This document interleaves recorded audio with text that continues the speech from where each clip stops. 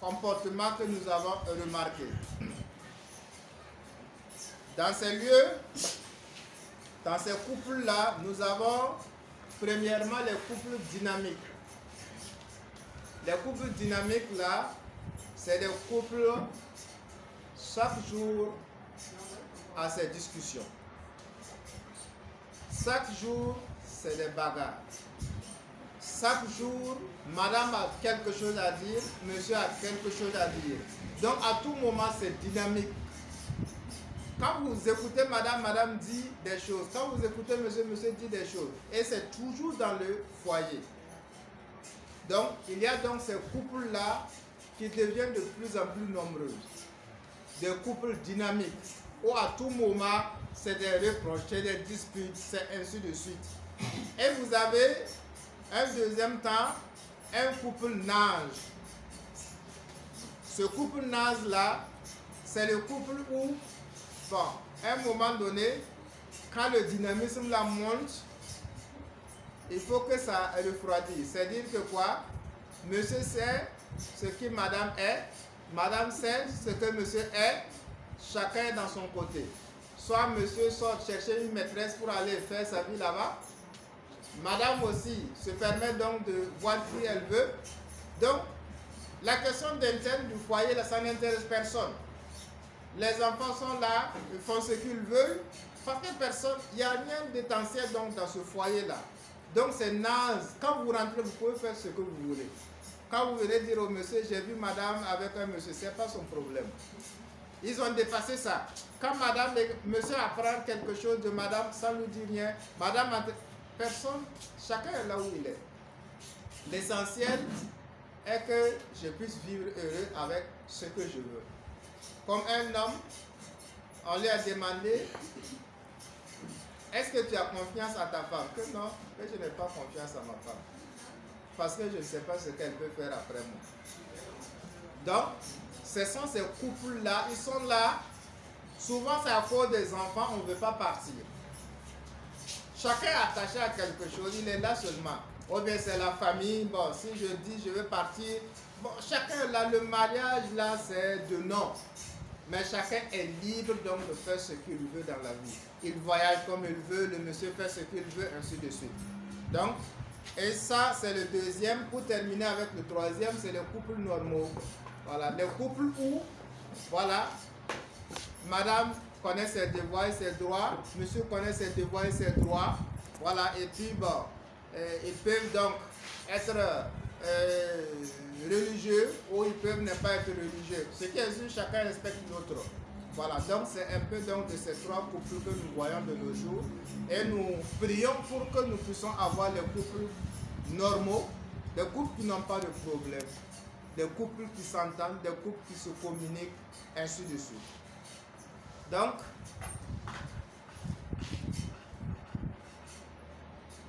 un autre volet, c'est se former sur la vie du foyer. Se former sur la vie du foyer. C'est vrai que le mariage, c'est, on peut juste dire, on a célébré le mariage, c'est fini.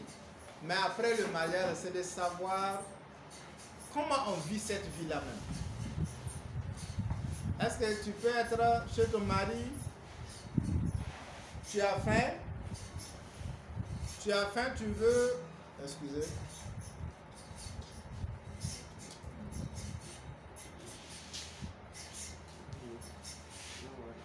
donc, c'est de savoir la vie du couple après le mariage, après que le mariage soit célébré. Est-ce que je vis comme je vis chez mes parents? Comment on va vivre? Est-ce qu'on va dormir dans un même lit? Ou bien, est-ce qu'on va, les gens nous regardent, on rentre dans la maison, on se ferme? Comment sera cette vie-là?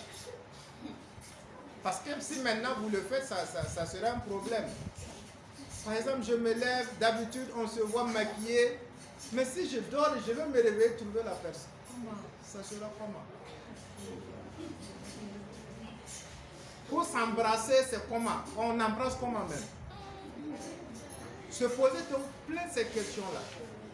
La question de sexualité, ça sera comment? Ah, il va me voir nu comme ça. Ce sont des questions que je dois me poser pour pouvoir me poser psychologiquement pour le mariage.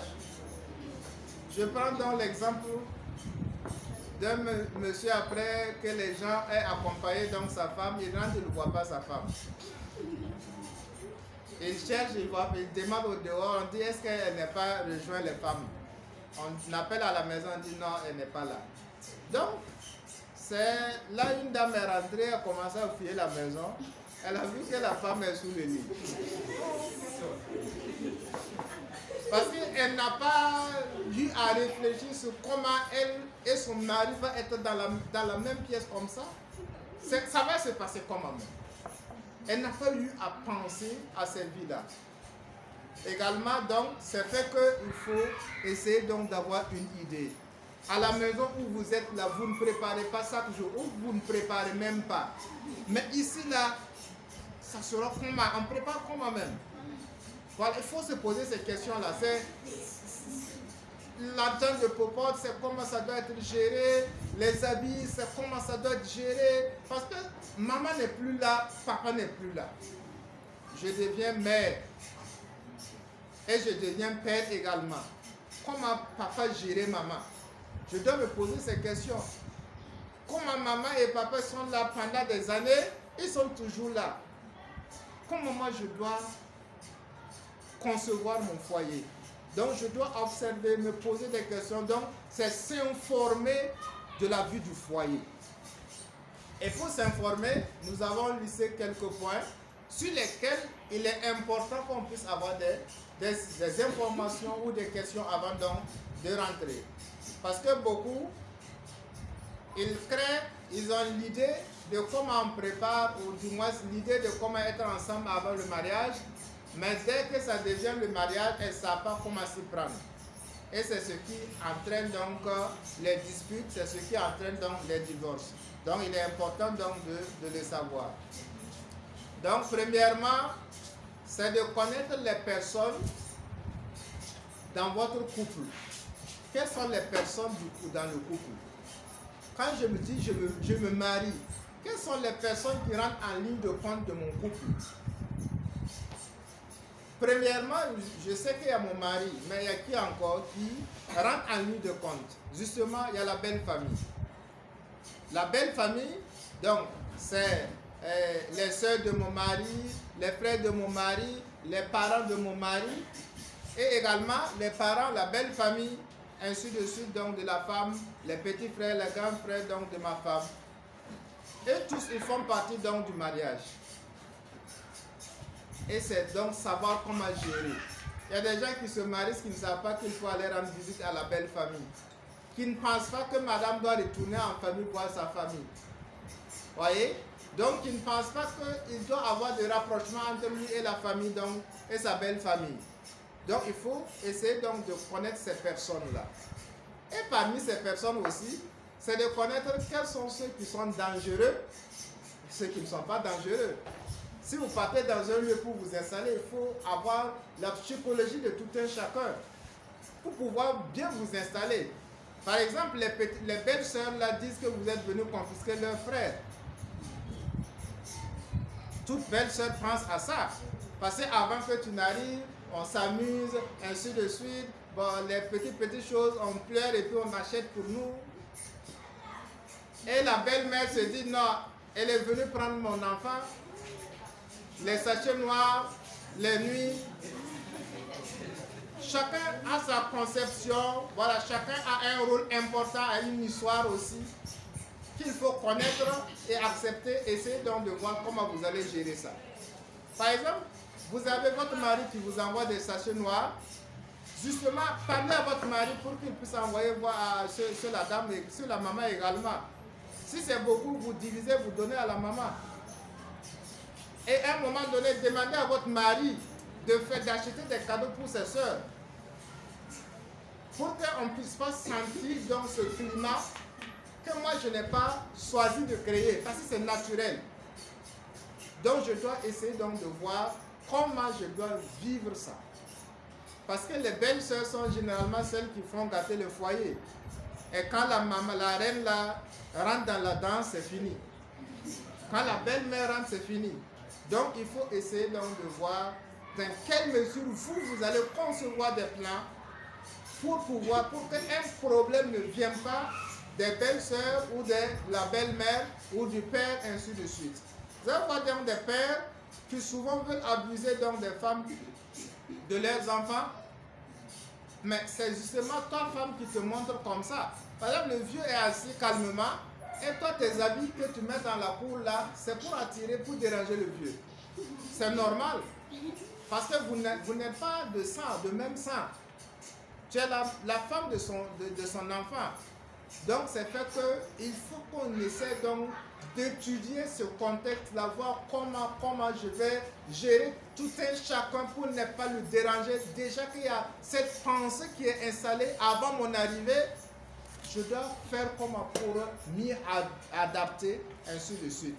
Il faut également que tes parents, toi homme, tu ne puisses pas les oublier. Il faut que tu puisses aussi inclure les parents de la femme dans tes dépenses et dans tes agissements. Parce que automatiquement, chez nous à Morée, on dit que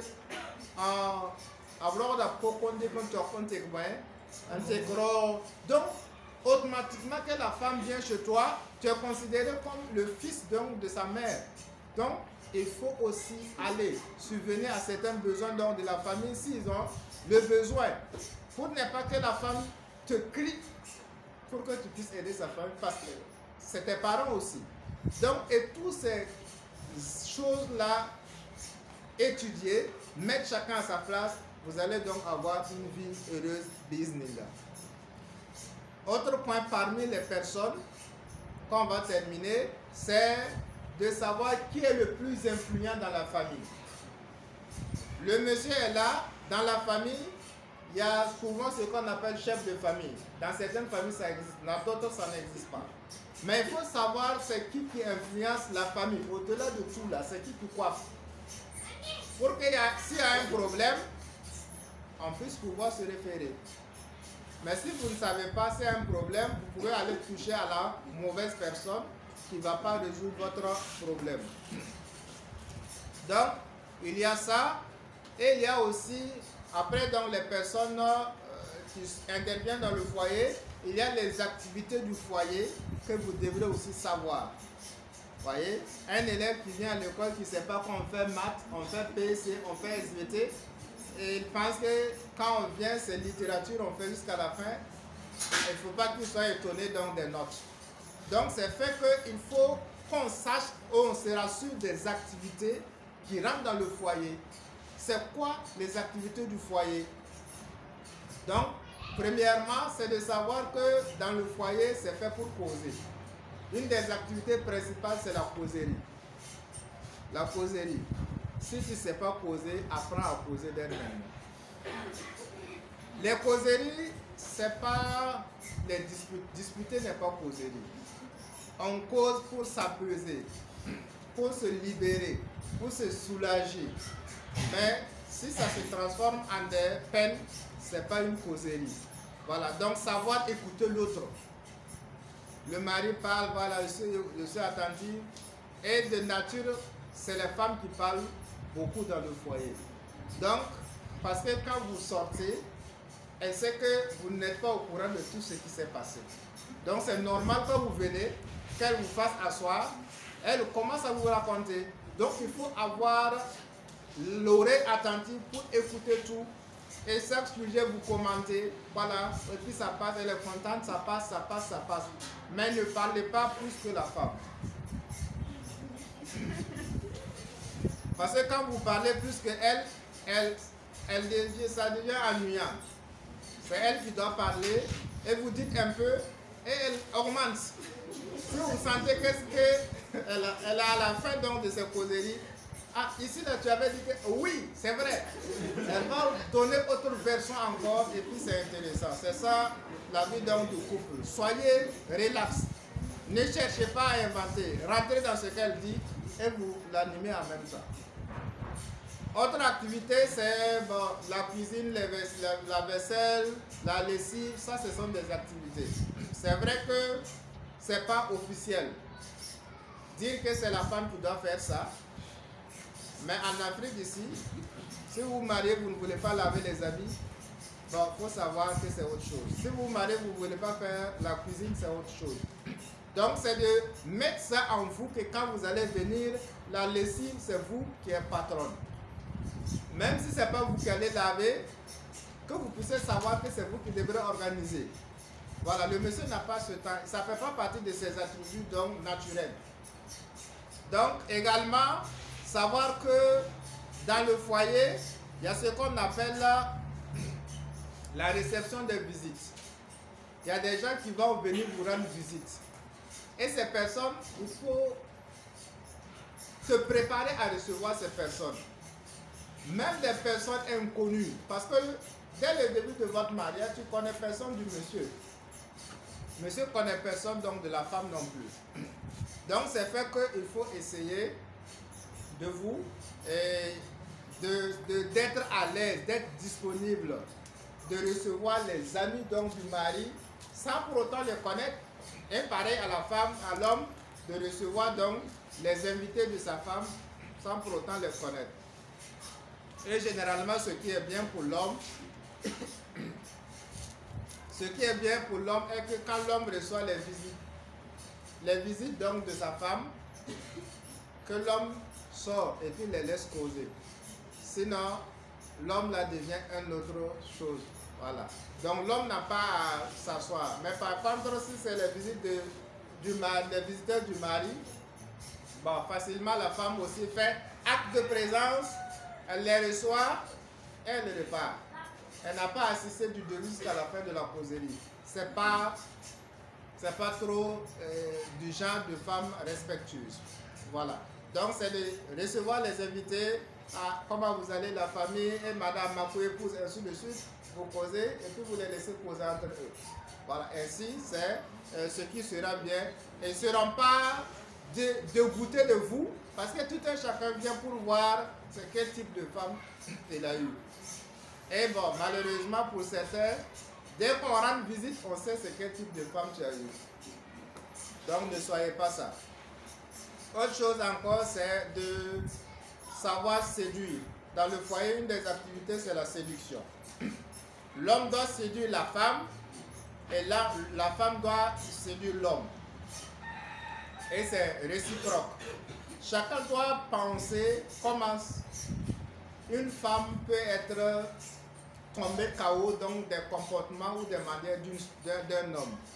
Pareil, l'homme aussi et la femme aussi pensent à comment un homme peut être KO donc des agissements d'une femme.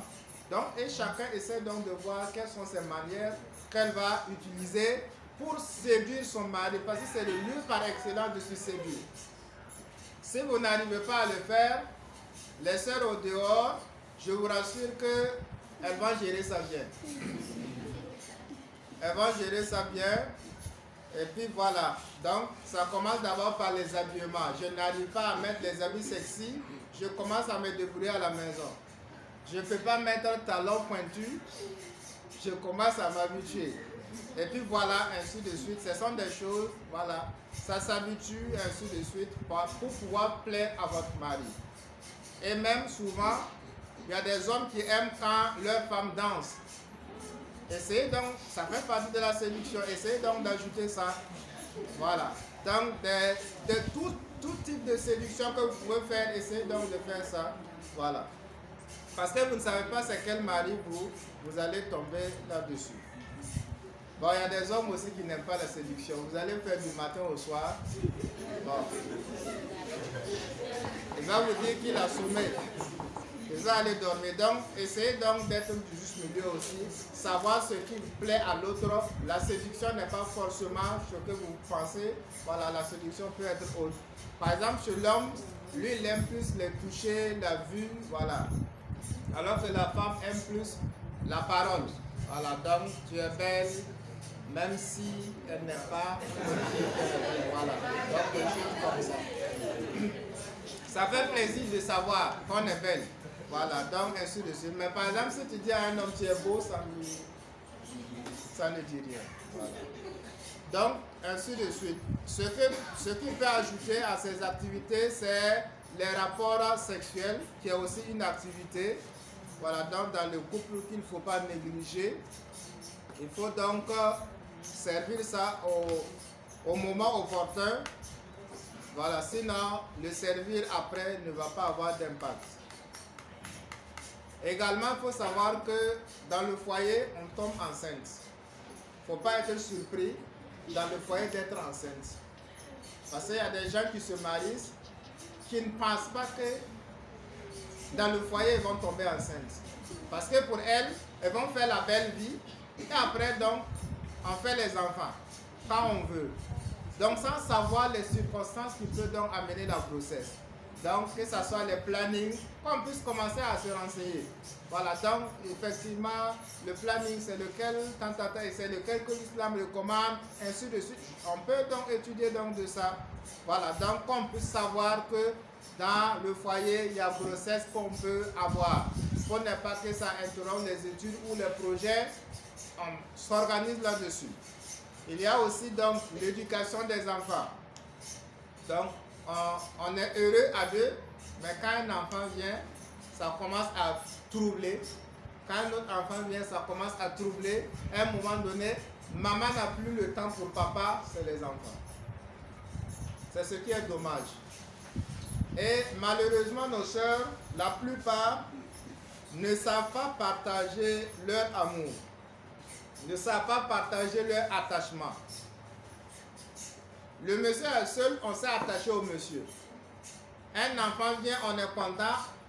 Au lieu d'attacher un peu monsieur et l'enfant, on détache monsieur et on attache l'enfant. Oh, tu ne vois pas que mon bébé pleure, tu ne vois pas que princesse, on va aller faire du shopping pour mon enfant, on va faire ceci, cela. Non, mon enfant a besoin de quoi. Tout tourne autour de l'enfant maintenant. Et dans ces moments-là, nous aussi, on la regarde et puis on est dans notre coin. C'est dans ça que vous allez voir qu'on va commencer à se rappeler des ex. On cause maintenant, vous n'avez plus le temps. L'homme maintenant commence à causer avec ses ex, voilà, ses maîtresses, c'est ceci. Le temps aussi que madame revienne, c'est quand l'enfant commence à grandir un peu, que certaines, la conscience revienne. D'autres, ça continue. Donc on gagne deuxième enfant dans ça, ça s'intensifie. Ça s'intensifie à un moment donné, monsieur n'a plus sa place dans le foyer. Parce que peut-être monsieur sera occupé ailleurs avec d'autres personnes. S'il est musulman, alhamdulillah, au cas contraire, c'est autre chose qui va se suivre. Et la conséquence immédiate, c'est la polygamie s'il est un vrai musulman. Oui, puisque vous êtes attaché à l'enfant. Je vais chercher une qui va venir aussi s'attacher à moi. Et si elle vient, elle fait la même routine, je fais rentrer troisième. Si elle vient aussi, c'est comme ça, je fais rentrer quatrième. Donc c'est un peu la conception des hommes et également le fait que l'attachement n'est pas partagé. L'amour au début est à 100%. Quand un enfant vient, je peux enlever 50% ou 25% donner à l'enfant et je garde les autres là pour mon mari. Vous allez voir qu'en Occident, la place de l'enfant là n'est pas importante. C'est dans ça l'enfant a des heures de sommeil, des heures de manger. Et voilà, l'enfant de son naissance a une chambre à lui seul. Et même si l'enfant pleure jusqu'à temps, on ne parle pas de l'enfant. Si son heure de manger là n'est pas arrivée là, papa, je m'occupe donc de monsieur. Donc c'est un peu donc de ça, vous allez voir que leur couple souvent, ça tend à se comprendre parce que madame est toujours jeune. C'est toujours une demoiselle. Mais de l'autre côté, quand vous voyez qu'un enfant vient, ça bouleverse tout. Et c'est madame qui va dire, ah, vraiment, vous ne voyez pas que l'enfant, il est maladie, l'enfant est ceci, l'enfant est cela. C'est vrai. Mais il ne faut pas me fermer. Il faut ouvrir autre porte. Pour moi, par exemple, il y a certaines, même la nourriture là, elle n'arrive plus à servir le monsieur. On dépose et on est couché avec l'enfant. Donc, donc quand c'est comme ça, c'est pas bien. Alors que ça n'a pas commencé comme ça. Le mari aussi, à un moment donné, il est habitué. À un moment donné, lui aussi va voir que ah, bon, ça commence à retrancher sur madame, donc moi aussi je vais diminuer ce que je faisais pour elle. Donc c'est très important de prévoir ou de savoir que l'éducation des enfants fait partie de comment je vais gérer donc l'avenir de mes enfants avec la gestion de mon mari. Également, il y a des sorties, des activités. Ça, c'est les hommes, j'informe. Il y a des sorties. Dans le couple, vous pouvez sortir, aller dans le lieu halal, par exemple. S'il y a des glaciers non alcooliques, vous pouvez aller là-bas. S'il y a des réserves non alcooliques, vous pouvez aller là-bas. Vous pouvez faire des sorties, aller dans les parcs, ainsi de suite. Vous pouvez donc sortir, vous détendre entre vous deux, et puis voilà, la vie continue. Voilà. Donc, mais malheureusement, le musulman ne sait pas qu'on peut sortir. Parce que ceux qui sortent là sont envahis donc par les maquis, les bars et tout ce qui Allah n'aime pas ou n'agrée pas. Donc les sorties, c'est très important pour l'épanouissement d'un couple. Il y a des restaurants, vous pouvez donc, si vous doutez de est-ce que c'est halal ou c'est pas halal, vous pouvez donc aller, avant donc d'envoyer madame vous renseigner, qu'est-ce que vous vendez ici, quels sont vos plats. Bon, souvent aussi on a peur d'aller et puis l'argent ne va pas suffire. Allez demander les menus, c'est combien à combien. Voilà, on va vous donner, vous allez voir et vous choisissez les restaurants qui sont à vos prix, à vos goûts et vous partez. C'est important, c'est très important.